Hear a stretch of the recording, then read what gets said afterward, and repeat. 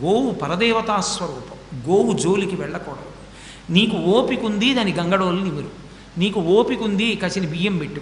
నీకు ఓపిక ఉంది, దాని పృష్ఠభాగం దగ్గరికి వెళ్ళి పసుపు రాసి కాస్త కుంకం వేయి.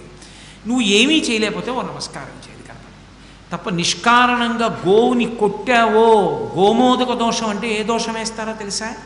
ఏ శంకరాచార్యుల వంటి మహానుభావుడు వచ్చి ఇంటి ముందు నిలబడితే భిక్ష వేయకపోగా తిట్టి పంపించిన ఫలితం వేస్తారు. అది వంశాన్ని కట్టి కుడుపుతుంది, ఏం మామూలుగా విడిచిపెట్టదు. అది కామధేనువు జోలికెళ్ళి ఎత్తుకుపోతున్నాడు. ఆ కామధేనువుని ఎత్తుకుపోయేటప్పుడు అది ఏడిచి, అది పెద్ద పాపం అయి కూర్చుంది. ఎక్కడ పెద్ద పాపం వచ్చింది అంటే దాని ధేనువుని వదిలిపెట్టాడు.